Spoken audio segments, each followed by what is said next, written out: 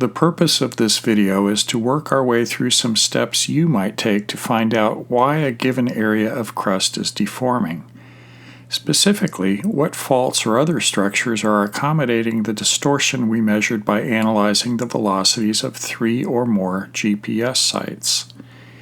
We are looking at the UNAVCO Network Monitoring Map, which is an interactive map that shows the GPS stations within the network of the Americas. The 9 sites you can see here were originally part of the Plate Boundary Observatory, all located around Salt Lake City, Utah. We have learned how to use velocity or displacement data from these GPS sites to resolve the average instantaneous or infinitesimal strain of the crust in triangular areas between the sites. We know in general whether the crust is distorting. If it is, we know whether it's stretching or shortening and how the horizontal axes of this distortion are oriented. If there's enough distortion in the crust, we can expect the crust to break in this area, to fracture or to fault, or both, or perhaps to bend or buckle without breaking.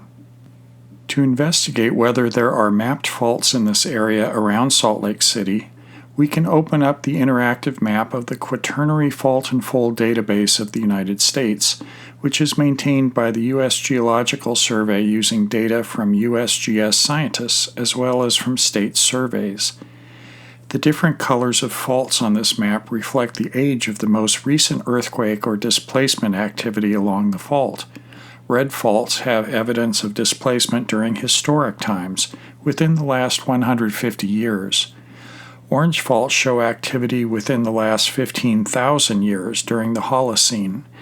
Then there are green, blue, and black faults that indicate activity within the last 130,000 years, 750,000 years, and 1.6 million years, respectively. Let's zoom in on the Salt Lake City area in 3 bumps of the magnify button. A number of orange fault trends are mapped within and along the east side of the Salt Lake City Basin, indicating faults that have been active within the last 15,000 years. There are also blue and black fault traces on the map, which are also Quaternary faults. If we click on one of the orange faults, located near the mouth of Little Cottonwood Canyon, a dialog box appears that tells us that this is a strand of the Wasatch Fault Zone. The slip rate is between 1.0 and 5.0 millimeters per year, or up to about 2 inches per year. This is known to be a normal fault, with a generally north-south strike and a total length of about 357 kilometers for the entire fault zone. The dialog box also indicates where to look for additional information about the fault. What does the fault look like? Of course, we can get in a vehicle and go see it for ourselves, but you might also have the opportunity to look at a high-resolution map of the ground surface generated using LiDAR data. So let's go to opentopography.org and see if there are any LiDAR surveys of the area.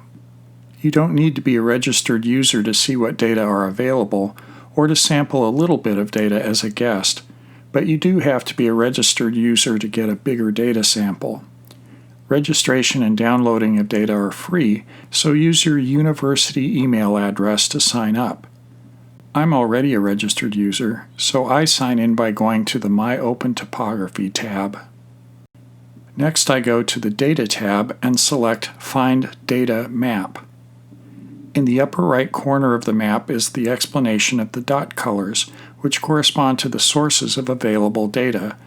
Red dots are from the Open Topography collection, which includes LiDAR surveys contributed to Open Topography from individual studies. The green dots are from the USGS 3D Elevation Project, or 3DEP, and the purple dots are from other datasets contributed by the scientific community.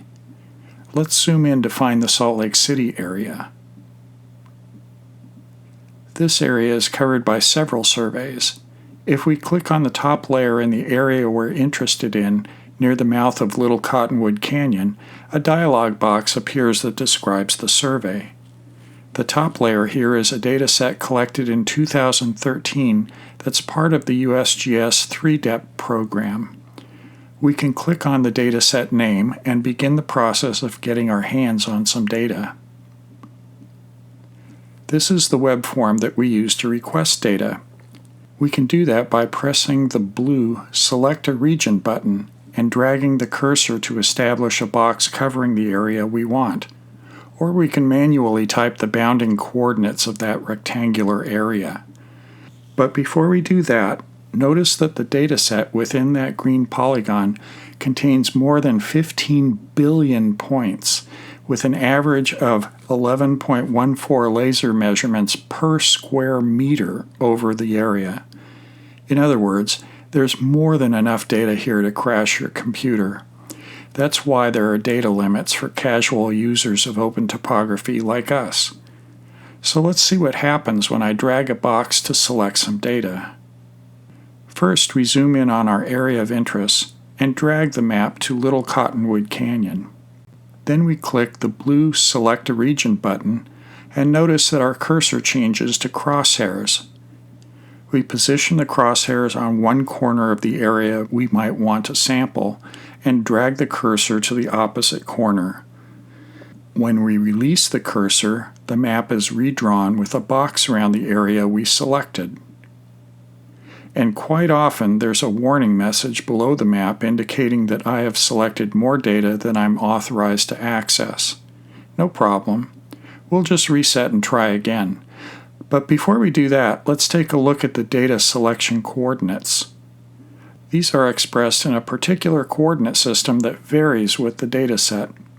They're given in terms of minimum and maximum x, or east-west, and minimum and maximum y, or north-south coordinates.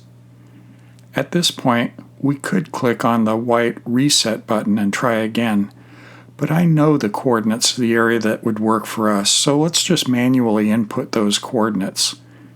Click on the Manually Enter Selection Coordinates box and input your coordinates. I usually have them organized in a text document so I can just cut and paste, like this. When I have input and checked all 4 coordinates, I click on the blue Validate Coordinates and Estimate Point Count button. Now we have confirmation that the dataset is within the bounds we are authorized to acquire.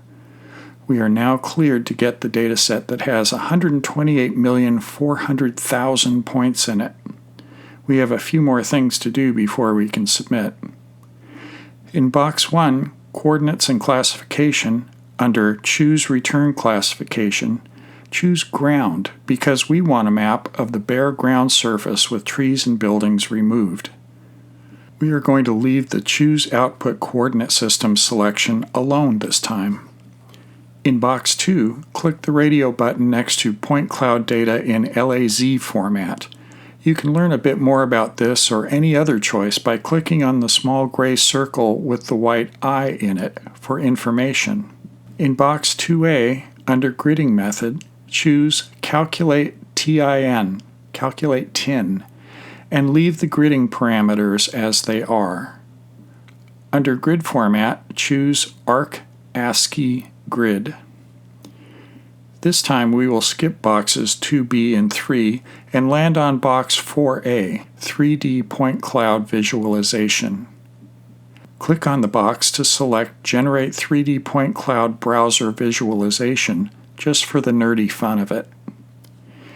In box 4B Visualization, choose Generate Hillshade Images from DEMs, and then change the altitude of the light to a lower angle like 30 degrees or less, and change the azimuth of the light to be perpendicular to the fault strike, so around 270 degrees. Scroll down to the job description and input a job title like Wasatch Fault near Little Cottonwood Creek, Utah, and enter your email address using your university email, the one that you use to register as a user. Then press the blue Submit button and take a bio break or get some coffee. That's all for this video. Time to move on to part 2.